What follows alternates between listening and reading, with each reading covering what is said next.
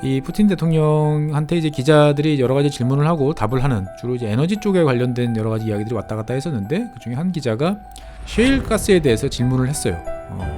동유럽 지역에도 셰일이 많이 있고 여러 나라들이 나서려고 하는데, 그럴 때 러시아에 미치는 영향이 어떻겠느냐라고 이제 질문을 했는데, 생각보다 훨씬 신경질적이고 강력하게 이 푸틴 대통령이 반박을 합니다. 셰일 개발이란 건 위험하다, 환경을 파괴하는 나쁜 요소이고 물과 토양을 오염시킨다 라고 거의 뭐 맹폭 수준으로 마구마구 이제 질문자를 공박을 하면서, 그 장면이 어떻게 보면은 이제 셰일이라는 새로운 에너지원의 등장에 대한 러시아 그리고 푸틴 대통령의 어떤 입장을 단적으로 보여주는 그러한 일이라고 생각이 되어지는데.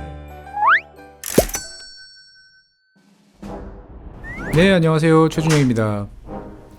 지난 시간에 이제 셰일에 대해서 여러 가지 이제 이야기들을 쭉 드렸습니다. 뭐 대략적으로만 알던 셰일에 대해서 자세하게 알게 됐다라고 말씀해 주시는 분도 계시고, 나름대로 재밌었지만 좀 혼자 사는 모습이 좀 외로웠다 이렇게 이제 말씀하시는 분도 계시는데, 여러분 같이 계시면 좋겠지만 또 혼자도 하는 맛이 또 나름대로 있으니까요. 요 코너는 제가 한번 혼자서 끝까지 한번 진행해 보도록 하겠습니다. 지난 시간에 이제 셰일에 대해서 이야기를 했고, 주로 이제 미국 쪽 이야기를 많이 했어요. 근데 이제 미국에 대해서 항상 라이벌 누가 있을까요? 요즘에는 이제 중국이라고 말씀하시는 분도 계시겠지만, 전통적인 특히나 이제 이런 석유 자원에 있어서 라이벌은 이제 소련, 지금은 러시아죠. 그래서 오늘은 러시아와 관련된 이야기를 이제 시작을 해보려고 하는데, 그 전에 어떻게 보면 좀 배경 이야기들을 몇 가지 쭉 드리면서 한번 진행을 해보려고 합니다.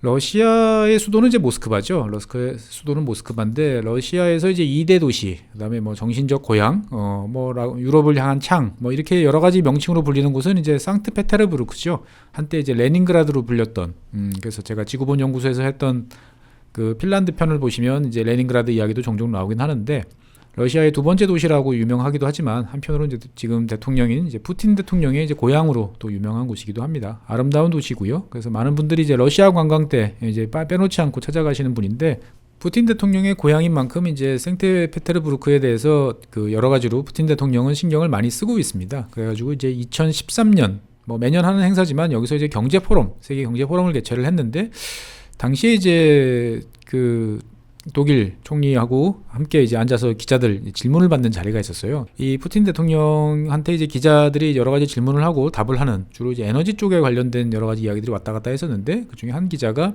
셰일 가스에 대해서 질문을 했어요. 동유럽 지역에도 셰일이 많이 있고 그 셰일 탐사에 대해서 여러 나라들이 나서려고 하는데, 그럴 때 러시아에 미치는 영향이 어떻겠느냐라고 이제 질문을 했는데, 생각보다 훨씬 신경질적이고 강력하게 이 푸틴 대통령이 반박을 합니다.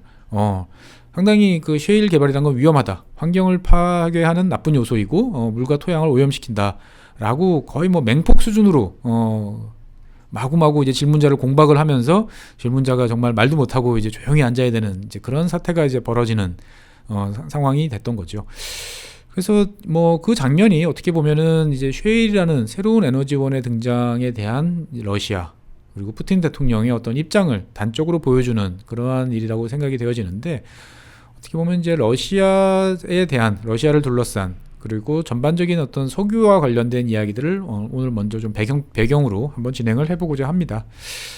셰일 이전의 전 세계 에너지는 뭐 여러 가지가 있었겠지만, 19세기가 석탄의 시대라면 20세기는 누가 뭐래도 이제 석유의 시대겠죠. 석유의 시대는 뭐 누가 뭐래도 중동, 그리고 중동을 둘러싼 영국, 그리고 그 다음에는 미국, 이런 나라들이 이제 한 번씩 다 영향력을 주고받으면서 세상에 많은 이제 일들을 저지르고 변화를 시켰는데요.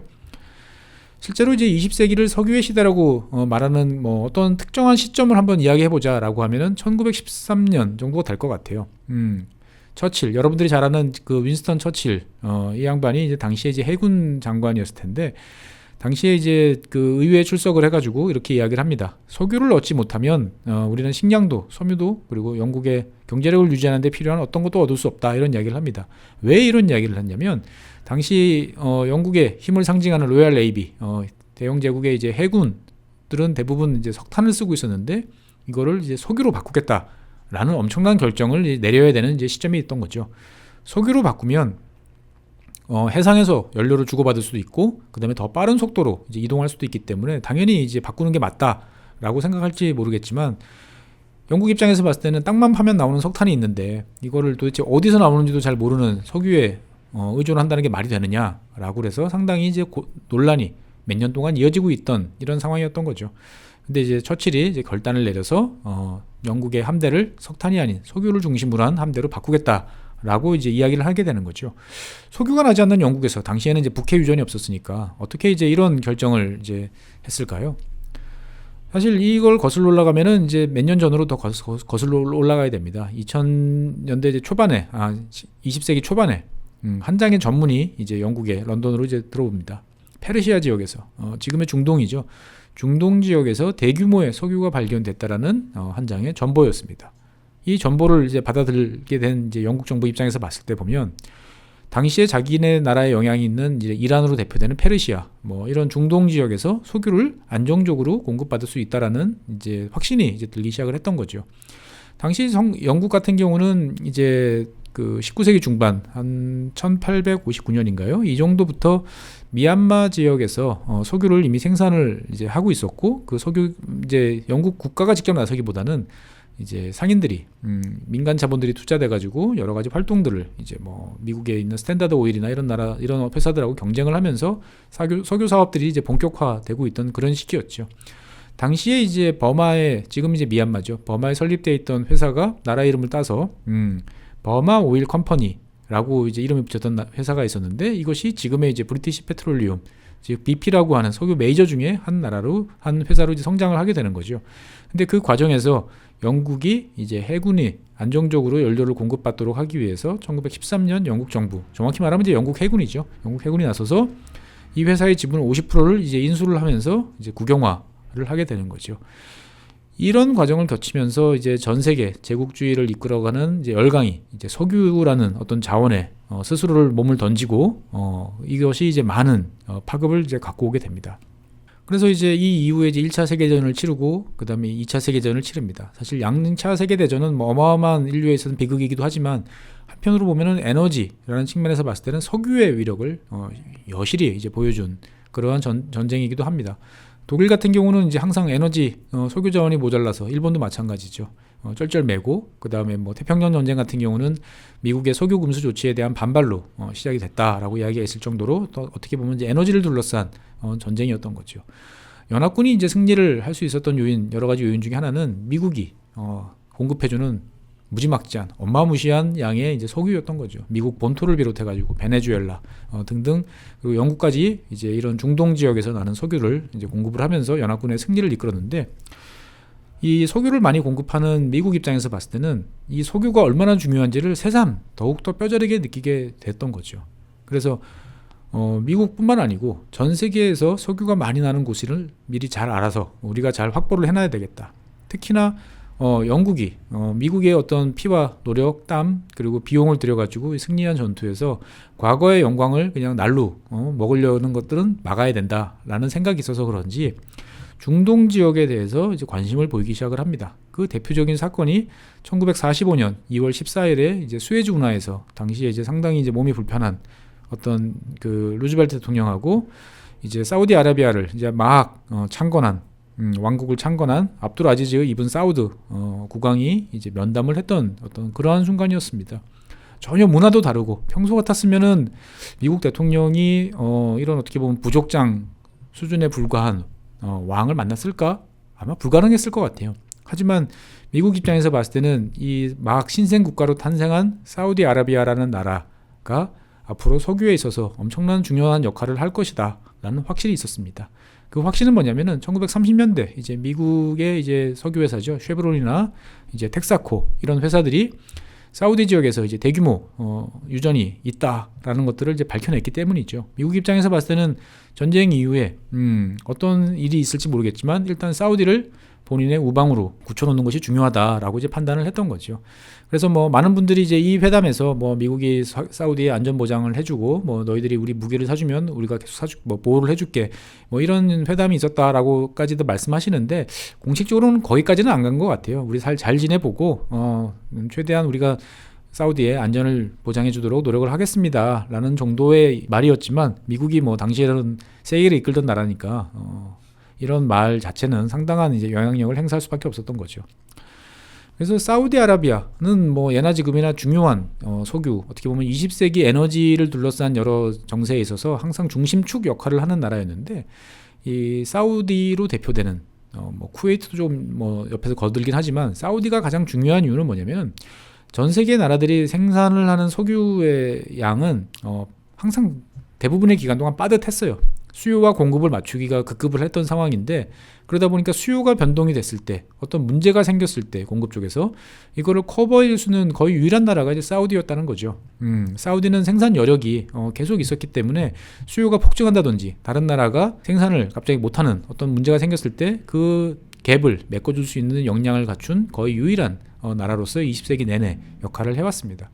그래서 이제 석유를 중심으로 하는 경제에 있어서 사우디는 석유계의 뭐 국제중앙은행이다라는 평을 받을 정도로, 이 그래프에서 보시는 것처럼 여러 가지로 필요할 때마다 생산량을 늘리면서 공급을 계속 진행을 이제 해왔던 거죠, 보면.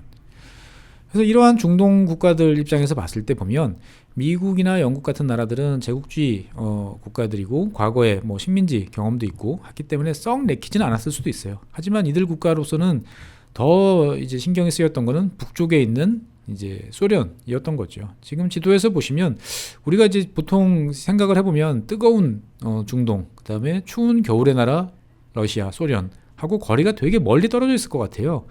근데 이제 지금의 소련, 러시아로만 보면은 상당히 거리가 떨어져 있어 보이지만, 막상 옛날 구소련 생각해 보면 카자흐스탄, 우크라이나, 뭐 아제르바이잔, 아르메니아 다 소련 땅이었죠. 그래서 지금 보시는 지도에서 보시면 터키 위쪽, 이란 북쪽이 전부 다 소련이었던 거죠. 사회주의 국가, 공산주의 국가라는 어떤 그러한 국가하고, 그 다음에 이 중동의 많은 왕조 국가들하고는 같이 가기가 상당히 힘든 어떤 그런 면이 있었던 거죠. 그래서 전략적으로 이런 중동 국가들은 미국이나 영국과 같은 서방과 친밀한 관계를 이제 유지하려고 했었고, 1, 2차 오일 쇼크를 통하면서 이제 미국 같은 경우는 중동산 원유에 대한 의존도가 이제 많이 높아졌죠. 그러다 보니까 이제 중동에 깊은 이제 발을 들여놓게 됐는데, 많은 분들이 이제 약간 이제 오해를 이제 하셨던 게, 뭐 중동에 전적으로 이제 무기 매서 질질 끌려가는 어떠한 그런 미국의 모습을 생각을 하실 텐데, 실제로 미국 같은 경우는 자국의 수요만 보면 뭐 사우디 같은 그 중동 국가에서 의존하는 비중은 생각보다 높지 않았어요. 미국에서 원유를 수입하는 가장 높은 비중을 차지하는 나라는 바로 옆에 있는 이제 캐나다였어요. 캐나다, 그 다음에 사우디, 뭐 멕시코, 베네수엘라, 그 다음에 저 멀리 있는 아프리카에 있는 나이제리아, 뭐 이런 이제 순위였던 거죠. 그래서 이제 뭐 이 그래프를 보시면 아시겠지만, 그 캐나다하고 멕시코는 이제 국경이 붙어 있는 이제 그런 지역에서 안정적으로 이제 원유를 공급받을 수 있다 보니까, 미국 입장에서 봤을 때는 자기네 나라만 생각하면, 미국 입장만 생각하면 사우디 자체의 어떤 의존도는 생각보다 높지 않았다라고 볼 수도 있는 거죠. 캐나다 같은 경우는 우리가 상상하는 이제 그런 방식의 석유가 아니고, 이런 이제 그 샌드 오일이라고 하는 이제 걸쭉한 흙에서 이제 기름이 섞여 있는 이러한 곳을 쥐어짜서 이제 이걸 이제 어떻게 보면 여러 가지 절차를 거치는 거죠. 또 많은 에너지를 거치고 오염물질을 방출을 하지만, 이런 식의 이제 오일 샌드를 통해 가지고 기름을 만들고 이거를 이제 미국에 이제 공급을 이제 해 왔었습니다. 그렇기 때문에 미국은 자기네 나라만 생각해 보면 에너지에 대해서, 그렇게 중동 지역에 대해서 목을 맬 필요는 별로 없었던 상황이기도 해요. 근데 이제 미국이 어떻게 보면은 세계 자본주의, 자유주의 국가들을 상징하는 이제 그런 나라였기 때문에, 전체 어떤 세계 경제를 뒷받침하는 그러한 석유 자원의 관리라는 측면에서 싫던 좋던 중동에 계속 끌려갈 수밖에 없었던 거죠. 그래서 중동의 이제 석유들은 전 세계를 주로 이제 그 바다를 통해 가지고 세계로 가는데, 이 지도에서 보시는 것처럼 몇몇 포인트들, 세계적으로 많은 석유가 지나가는 포인트들이 있습니다. 대표적으로 잘 알려진 게 이제 말라카 해협부터 시작해서 호르무즈 해협, 수에즈 운하 등등 해서 여러 가지 이제 그 포인트가 있는데, 이 포인트들을 누군가가 방해를 놓는다든지 제대로 활동하지 못하는 게 하면 세계 경제는 이제 위태로워질 수밖에 없는 거죠. 그래서 이런 것들을, 전 세계에 흩어져 있는 이 바다들을 관리해주고 전 세계가 잘 돌아갈 수 있도록 유지해 주는 것은 결국 미국의 해군력일 수밖에 없었던 거죠.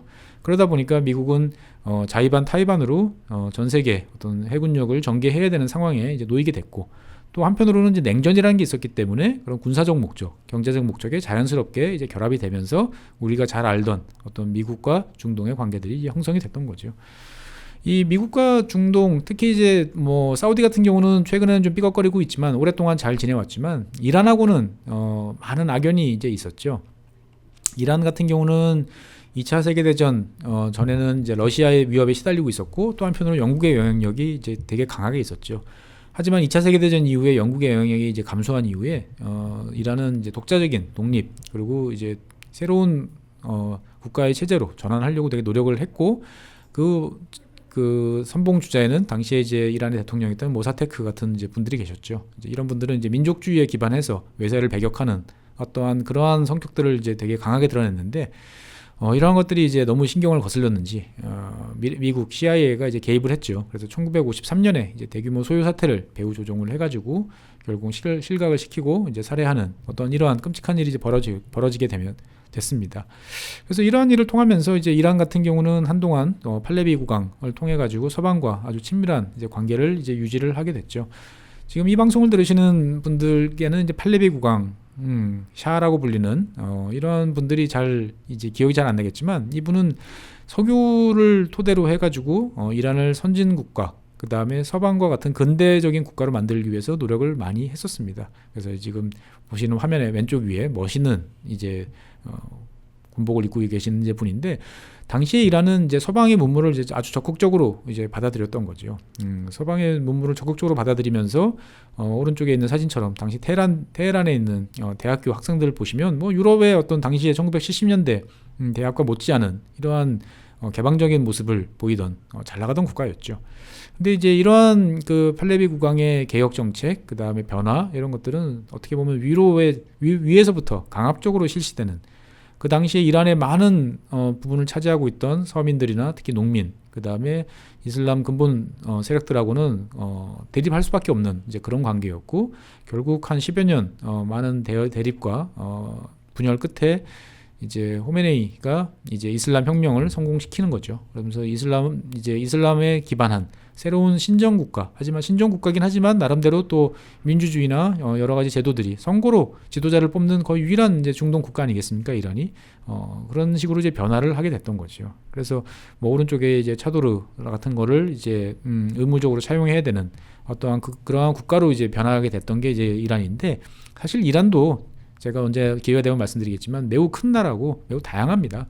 그렇기 때문에 이제 아래 사진에 보이는 것처럼 또 뭐 어디 유럽에 어디 눈 오는 나라에 있는 여성들처럼 저렇게 개방적이고 서구적인 복장을 하시는 분들도 많이 있어요. 지역별로 많이 편차가 큽니다. 그래서 이런 이란 같은 경우는 이 석유 시절에 사우디와 더불어서 이제 양대 축을 형성을 하고 이제 오펙을 이끌어 나가는 이제 그러한 세력이었는데 이 사우디와 이 이란은 입장이 많이 달랐어요. 사우디 같은 경우는 석유 가격을 너무 급하게 올리면 많은 나라들이 추가적인 자원 개발 또는 새로운 에너지원 개발을 이제 할 것이다라고 하면서 석유 가격을 급격히 올리는 것을 되게 반대를 했었고 그에 비해서 이제 이란 같은 경우는 석유 가격을 많이 올려서 우리 아랍 국가들이 부를 얻어내고 그를 통해서 부국 강병 그 다음에 사회 변화 이런 것들을 이뤄내면서 자본주의 국가들한테 타격을 줘야 된다 이런 입장들을 이제 강하게 했던 거죠. 당연히 이제 이런 이란의 입장에 대해서 뭐 미국을 필두로 한 서방 국가들은 상당히 이제 좋지 않게 생각을 이제 할 수밖에 없었고요. 또 여러 차례 이제 분쟁과 뭐 갈등 이런 걸 겪으면서 서방 국가들, 특히 이제 미국을 중심으로 한 국가들은 이란에 대한 여러 가지 경제 제재들을 이제 강하게 이제 추구를 했었습니다. 근데 이란 입장에서 봤을 때는 사실 그러한 경제 제재들이 그렇게 썩 무섭지는 않았어요. 좀 괴로울 뿐이지. 왜 그러냐면 이란이라는 나라가 가지고 있는 산유량이 꽤 컸기 때문에 상당한 수준이기 때문에 이란의 어떤 원유 공급에 대한 것을 건드리면 전 세계 원유 가격이 폭등을 하는 일이 자꾸 반복이 되는 거죠. 그러다 보면 이제 여기저기서 아우성이 나겠죠. 그러면은 제재, 유엔에서 가하는 어떤 여러 경제 제재들이 슬금슬금 완화가 되든지 아니면 위반을 하더라도 그거에 대한 적극적인 제재를 이제 하지 않게 되는 이런 모습들이 이제 반복이 되는 거죠. 그러다 보니까 이제 이란 입장에서 봤을 때는 서방의 어떤 그런 제재들이라는 것들에 대해서 큰 위기감, 타격 뭐 이런 것들이 별로 없었던 거죠. 그래서 이제 미국 같은 경우도 이제 오바마 시절에 이제 이란과 핵 그 협정에 대한 타결을 이제 보게 되면서 이란을 이제 파트너로 이제 대우를 하고 변화로 이제 이끌어내려고 그랬는데 트럼프 대통령이 들어오면서 이거를 이제 일방적으로 취소를 하고 이란에 대해서 이제 맥시멈 최고 수준의 어떤 프레셔를 가하는 쪽으로 이제 바꾸게 됐던 거죠. 트럼프 대통령이 이렇게 할 수 있었던 가장 큰 원인은 전 시간에 말씀드렸던 그 막대한 쉐일에서 이제 기인이 됐던 거죠. 이 쉐일이 이제 뽑아내지면서 보면은 미국 같은 경우는 원유 가격의 상승을 제어할 수 있는 어떤 그런 능력이 본인에게 있다고 생각을 했던 거죠. 그렇기 때문에 이란에 대해서 경제 제재를 한다 하더라도 전 세계적으로 석유 가격이 치솟는 어떤 그런 일은 없을 거다라고 생각을 해서 정말 맥시멈한 프레셔를 이제 가하게 됐고 그것이 현재까지 지금 이어지고 있는 거죠. 그러다 보니까 이 지금 중동의 어떤 석유에 대한 영향력은 과거에 비해서 이제 많이 이제 쇠퇴를 이제 하게 된 이런 상태로 지금까지 진행되고 있는 거죠. 또 다른 한 축은 이제 유럽입니다. 유럽과 이제 러시아의 또 에너지를 둘러싼 관계들은 또 우리가 평소에는 잘 인식하지 못하는 이제 그런 관계입니다. 우리가 보통 서유럽이라고 보통 이야기하는 지역, 네덜란드부터 뭐 독일, 프랑스, 뭐 이탈리아, 영국, 뭐 이런 지역들 같은 경우는 우리가 이제 뭐 북해 유전 날 때까지는 뭐 석유가 없었어요 이렇게 생각을 이제 하시기 쉬운데 실제로 이제 뭐 북해 유전하고 이제 큰 관련이 있는 거죠. 이 네덜란드를 중심으로 하는 많은 지역들은 이제 유럽의 곳곳에서 천연가스가 이제 많이 생산이 이제 되고 있었습니다. 1970년대부터 60년대부터 이제 존재가 밝혀졌고 이런 망을 어떻게 연결하는 그런 파이프망들을 이제 많이 건설을 했던 거죠. 우리는 이제 섬처럼 사실 대한민국이 지금 섬과 같은 역할을 하다 보니까 가스를 쓴다는 것들은 그거를 액화를 해서 배로 들여와서 쓰는 어떠한 이러한 거에 익숙해졌는데 전 세계적으로 봤을 때 가스를 이렇게 LNG화 시켜서 쓰는 것들은 최근에 21세기 들어와서 이제 보편적으로 좀 이제 확대가 되고 있는 추세지 기본적으로 이제 파이프라인을 의존하는 이제 그러한 체제입니다. 특히 이제 유럽 국가 같은 경우는 이 동쪽 러시아에서 나오는 석유나 가스에 대해서 상당 부분 의존을 하고 있고 그것들을 통해서 국내 적으로 유럽 국가들을 복잡하게 얽히고 있는 에너지 파이프라인에 의존을 하고 있는 거죠. 그래서 지금 보시는 이제 화면에 이제 붉은색이 소련에서부터 그러니까 러시아에서부터 기원한 그 오일 석유의 어떤 이제 공급원들을 말씀드리는 거고 이제 초록색은 이제 가스죠. 그래서 이렇게 보시면은 프랑스와 스페인까지는 아니지만 주로 이제 독일을 비롯한 이런 많은 나라들이 이제 러시아에서 나오는 에너지 자원에 큰 의존을 하고 있구나라는 것들을 이제 아시게 되겠고요. 실제로 유럽 내부적으로 보이는 이런 파이프라인은 되게 복잡합니다. 뭐 북해, 그다음에 네덜란드 이런 곳을 중심으로 해가지고 복잡하게 얽혀 있는데 지도를 잘 보시면 아시겠지만 영국 동쪽에 있는 어떤 북해산 원유나 가스를 뽑아내는 그리고 그것이 제일 복잡하게 얽혀 있는 지역들이 이제 네덜란드를 중심으로 한 천연가스망하고 이제 연결이 되어 있는 겁니다. 그래서 실제로 이 영국이나 네덜란드 이런 국가들은 이런 파이프라인을 이용해 가지고 최근에 이제 넘쳐나는 풍력을 이제 수소를 만들어서 기존의 파이프라인으로 이제 운송하는 방법까지 이제 고려를 이제 하고 있는데 유럽 국가들 입장에서 봤을 때는 러시아에 대한 에너지 의존이 이제 싸고 좋기는 하지만 한편으로는 이제 러시아라는 국가에 대한 좀 불안감이 계속 상존을 하고 있는 거죠. 근데 다른 한편으로 보면은 러시아 입장에서 봤을 때도 유럽은 러시아 에너지 자원의 최대 수출국이죠. 수입국이죠. 수입국이다 보니까 이 고객들한테 자기네 에너지원을 안정적으로 공급할 수 있는 루트를 만들어주는 게 상당히 중요한 일입니다. 과거 소련 시절 때는 한 나라였기 때문에 저쪽 뭐 소련 어디저기서 나는 것들이 어느 소련의 영토를 통해서 그냥 동유럽 국가들을 통해서 지나가면은 상관이 없었는데 그 중에 많은 그 라인들이 이제 그 최근에 몇 년 전에 크림반도 이제 뭐 병합을 둘러싼 갈등, 지금도 이제 계속 게릴라전이나 여러 가지 이제 무장 이제 사태들이 벌어지고 있는 이제 우크라이나를 지나간다는 게 소련 입장에서 봤을 때는 러시아 입장에서 봤을 때는 상당히 괴로운 일인 거죠. 우크라이나가 러시아에서 수출하는 가스를 몰래 빼돌린다. 뭐 사실인지 아닌지 모르겠지만 충분히 의심할 수 있는 여지가 있고 또 한편으로 보면은 우크라이나가 최악의 상황에서는 유럽으로 향하는 가스망을 뭐 파괴한다든지 막아버린다든지 하는 일이 생기면 러시아 입장에서 봤을 때는 치명적인 어떤 외화 획득을 위한 어떤 수단들이 이제 막히는 거죠. 그러다 보니까 러시아는 이제 20세기 후반서부터 소유럽과 직접 연결되는 여러 가지 파이프라인을 건설하기 위해서 노력을 많이 하고 있습니다. 그래서 뭐 그 북해를 가로지르는 뭐 노르트 스트림 이런 망들이 이제 대표적인 것들이죠. 그래서 이러한 파이프라인들은 그냥 우리가 생각했을 때는 에너지를 그냥 이렇게 보내는 산업적인 경제적인 목적이 있다라고 생각되지만 다른 한편으로 보면 되게 전략적이고 안보적인 측면이 되게 강합니다. 즉 독일이 이를테면은 새로운 파이프라인을 통해 가지고 다른 국가를 통과하지 않고 바로 러시아와 접해서 가스나 석유를 이제 공급받는 이런 상황이 이제 점점 확대된다라고 생각하면 독일이라는 어떤 유럽 대륙을 이끌어가는 한 나라가 러시아의 영향에 더 깊숙이 이제 관련될 수밖에 없다라고 이제 미국이나 영국이나 이런 나라들은 이제 생각하기 쉬운 거죠. 독일 입장에서 봤을 때 보면은 안정적으로 에너지원을 공급받을 수 있는 러시아를 포기할 이유는 굳이 없는 거죠. 한편으로는 근데 그렇다고 해서 또 과도한 의존이 또 이 문제가 되지 않을까라는 의식은 또 항상 또 하고 있는 거죠. 그래서 이 유럽이 석유를 의존하는 그 나라들을 쭉 찾아보면 러시아산 원유 수입이 제일 많습니다. 왜냐하면 당연히 파이프라인으로 연결이 되어 있다 보니까 전체 원유 수입의 한 30% 가까이는 이제 러시아에서 수입을 이제 하게 되고 있죠.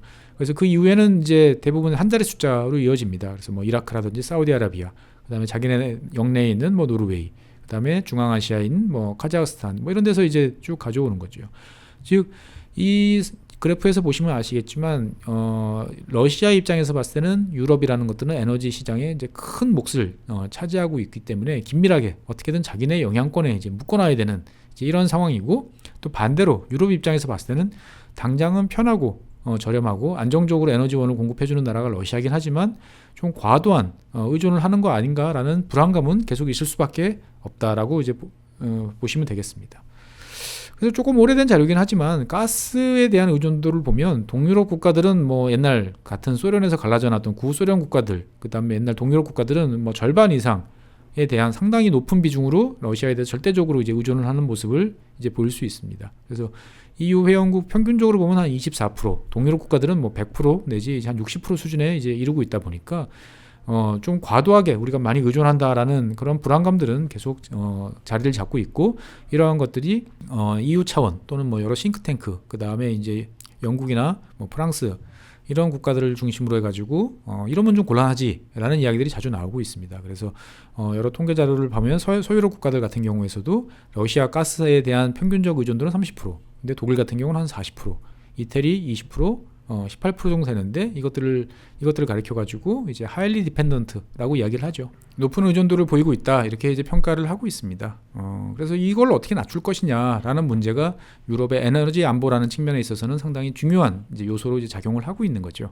근데 뭐 가스를 안 쓸 수는 없고, 물론 최근 들어서 이제 뭐 풍력이나 뭐 태양광 이런 이제 대체 에너지원을 통해 가지고 에너지가 전기 에너지를 이제 보다 넉넉하게 쓸 수 있는 상황이 된 국가들도 있긴 하지만, 그렇다고 뭐 취사나 난방 이런 데 쓰는 가스들을 단시간 내에 없앨 수는 없는 거죠. 그렇다면 이제 방법은 하나밖에 없습니다. 어디서 다른 곳에서 이걸 갖고 와야 된다. 다른 곳에서 갖고 오려면 기존의 파이프라인이 아닌 다른 방식, 즉 LNG죠. 액화를 해서 갖고 와야 되는데 이것들은 너무 비용이 비싸다라는 것들이 유럽 국가들의 그동안의 이제 큰 이제 걱정이었던 거죠.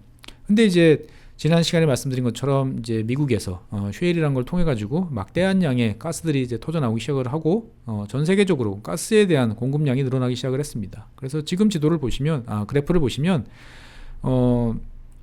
LNG 같은 경우가 이제 유럽 국가들이 주로 수입하는 건 중동의 카타르, 전통적으로 이제 많이 수출하는 카타르, 그 다음에 이제 과거에 이제 프랑스 이제 식민지였고, 그 다음에 거리적으로 가까운 알제리, 그 다음에 아프리카의 나이지리아 이런 곳에서 이제 쭉 LNG를 이제 쭉 들여오고, 그 다음에 이제 러시아 같은 경우는 저 북극 쪽에서 파이프라인을 건설하기보다는 이제 그 배로 들여오는 게 쉬운 어떤 이런 곳을 통해서 LNG가 들어왔는데, 그래프를 잘 보시면 2019년 정도부터 미국산 LNG가 이제 급격히 비중을 높이는 것을 이제 보실 수 있습니다. 즉 미국의 쉐일 오일이 이제 유럽의 에너지 안보에 있어서 새로운 변수로 이제 등장하게 되는 거죠. 유럽 입장에서 봤을 때는 긍정적으로 볼 수 있습니다. 보다 안정적인 어떤 에너지 공급원은 많으면 많을수록 좋으니까요. 그래서 러시아라는 어떤 특정한 존재에 의존하는 것보다는 미국, 러시아, 중동 이런 지역, 그리고 아프리카 연결되는 곳으로 이제 에너지 원을 다변화하는 어떤 이런 면은 뭐 가격만 맞는다면 유럽 국가들 입장에서 봤을 때는 전혀 뭐 문제될 것이 없는 거죠. 오히려 더 이것들을 늘려야 된다라는 이야기들도 할 정도로 이제 미국 유럽 입장에서 봤을 때는 에너지 안보라는 측면에서 미국의 셰일로 대표되는 이러한 에너지원의 등장은 매우 긍정적으로 작용을 하고 있습니다.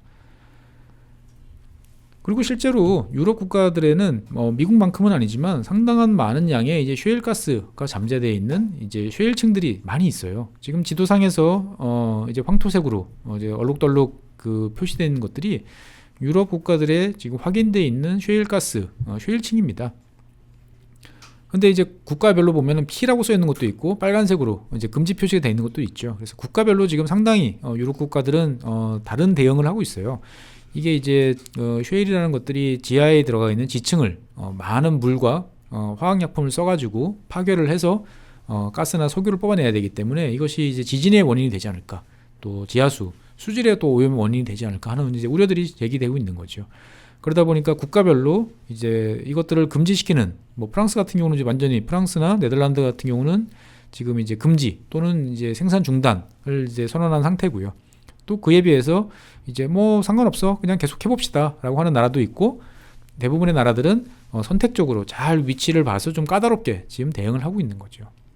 어찌됐든지 간에 시간이 지나서 만약에 이 유럽 국가들이 미국산 LNG를 더 많이 수입을 하게 되고, 그 다음에 자국에서 나는 어떤 셰일 가스들이 이제 본격적으로 개발이 돼서 일정 부분을 담당하게 되면 이러한 영향은 어느 나라가 가장 크게 받을까요? 뭐 여러 나라가 영향을 받겠지만 그 중에 대표적인 존재는 아마 러시아가 되지 않을까 이제 싶습니다.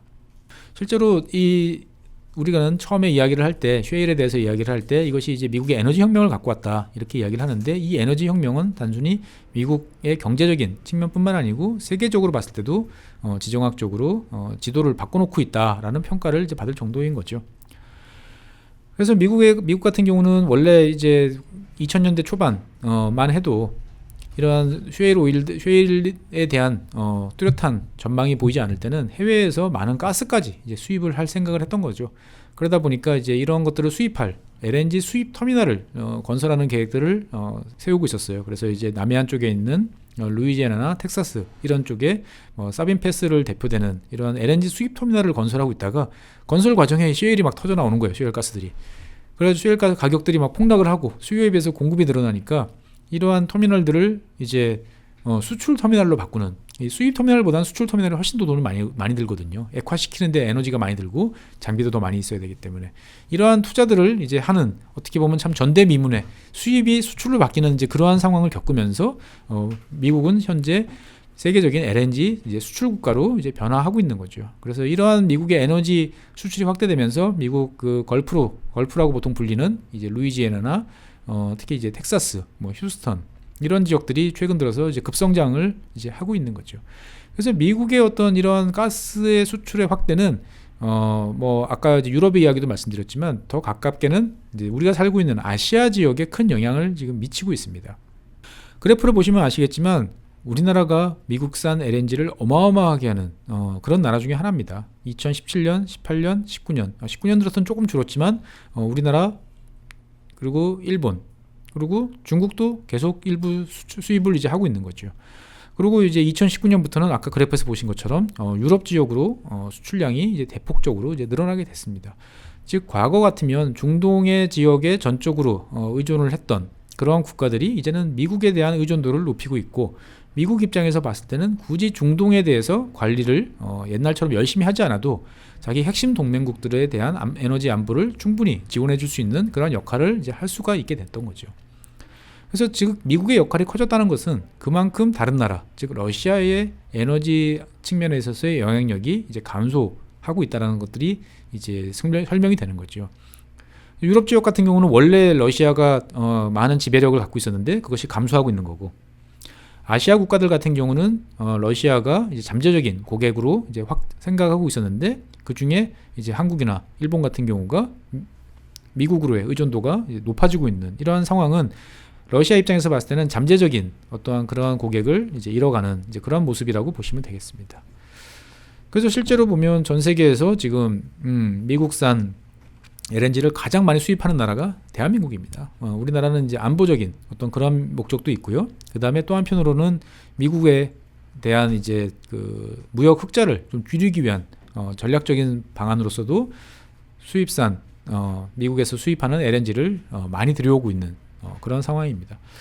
그래서 미국의 어떤 이런 LNG 수출의 이제 급증은 인도에까지 영향을 미치고 있어요. 인도 같은 경우는 경제 성장에 따라 가지고 많은 이제 에너지원들을 해외 수입을 해야 되고 그 중에 하나가 이제 가스인데 미국이 이제 한 2018년 뭐 이때를 전후해서부터 인도에 대한 LNG 수출을 이제 증가를 이제 시키게 되는 거죠.